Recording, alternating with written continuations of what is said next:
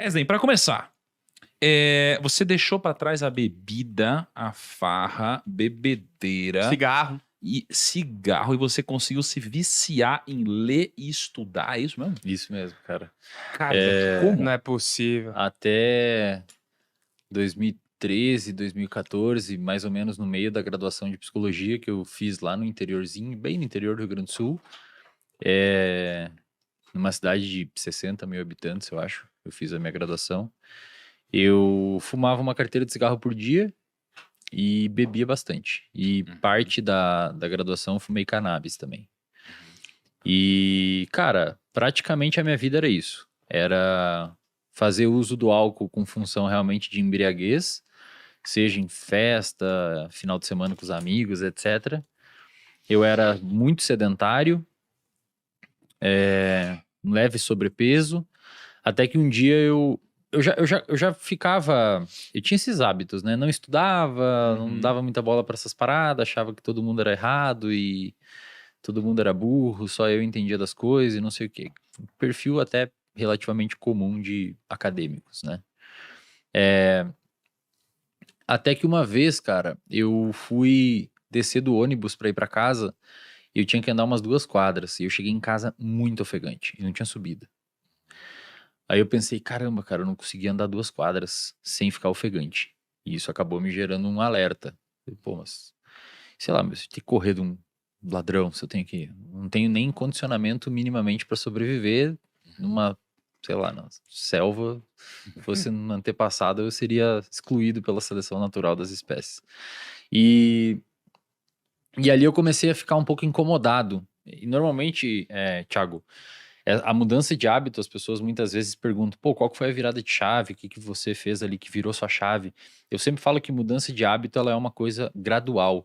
Você começa a mudar um hábito quando você começa a se incomodar com aquele comportamento, mesmo você continuando executando aquele comportamento outras vezes, até que em algum momento você tem, de fato, uma configuração contextual que faça você alterar o seu comportamento. Mas não é uma virada de chave. Muita gente acha que é uma virada de chave, por isso começa a academia e uma dieta na segunda-feira e quinta-feira já não consegue mais manter. Porque não é uma virada de chave e não dá para tratar como uma virada de chave. A virada de chave ela é muito lenta e começou aí. Lá atrás, quando eu começava a ficar incomodado com isso, mas continuava. Continuava bebendo, continuava fumando, continuava não sei o quê. Não estudava nada, não pensava em futuro e nada disso. Aí eu comecei a acompanhar muitas pessoas que praticavam corrida. E eu comecei a me arriscar na corrida. Então, comecei a correr bem gradualmente, dava uma corridinha, caminhava, corridinha barra caminhar. Tipo, corria assim, 1 quadra, caminhava 2, corria 1, caminhava 2. Sempre no mesmo percurso. Até que chegou um momento eu comecei a correr o percurso inteiro, porque eu fui ganhando uma resistência cardiovascular, cardiorrespiratória. E quando eu comecei a ganhar essa resistência cardiorrespiratória, ou seja, eu comecei a formar ali o hábito da corrida, eu continuava fumando cigarro aos finais de semana e dia de semana, mas já havia diminuído um pouco. Até que em algum momento eu queria começar a pensar em construir uma estrutura de corrida para competir a nível amador mesmo, para tentar finalizar uma provinha de rua qualquer. E o cigarro estava me atrapalhando. Então, eu sempre falo pra galera que quando você quer formar um hábito bom, quando você quer destruir um hábito ruim, é interessante você criar um bom que tenha uma competição com esse outro. Então, por exemplo, o cigarro começou a atrapalhar a minha evolução na corrida. Então, eu comecei a ficar puto de fumar. Falei, pô, não acredito, cara. Porque antes fumar cigarro pra mim tinha uma função. Uma função social, os meus amigos fumavam, então na hora do café a gente fumava, na hora do intervalo da aula a gente fumava, trocava uma ideia. Era uma função social para interagir com aquele ambiente, com aquele contexto. Então o cigarro tinha uma função legal na minha vida. Eu sempre falo, a gente pode falar depois se vocês quiserem sobre isso, mas tem uma máxima na psicologia comportamental que é todo comportamento tem uma função. Você não se comporta sem função. Você tem uma função para tudo, tem uma função. E o cigarro tinha essa função.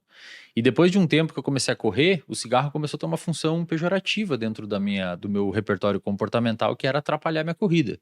Então, mesmo eu perpetuando aquele comportamento de fumar por conta de circuitos cerebrais que haviam sido formados pelo próprio poder aditivo da nicotina, eu começava a ficar irritado de fumar. É mais ou menos quem desliza na dieta feio no final de semana e fica triste depois.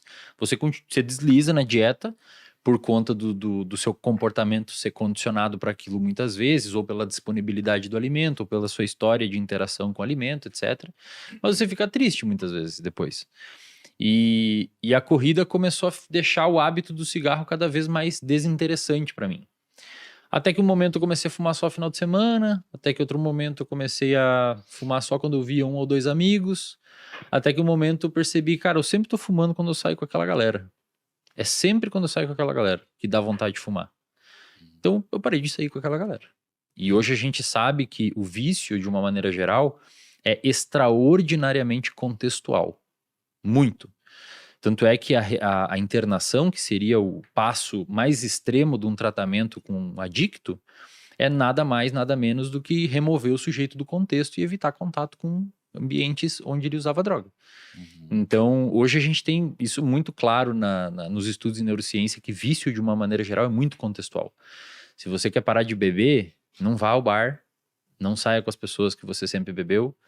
Se você quer parar de fumar, o cigarro é o pior, e eu sempre digo que o cigarro é o pior vício de tratar, porque diferente de álcool e outras drogas, o cigarro ele infecta a vida.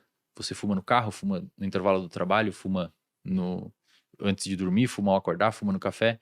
Bebida é diferente, você bebe em lugares específicos, então é mais fácil isolar aquelas variáveis. Cigarro, ele infecta a sua vida, é muito difícil.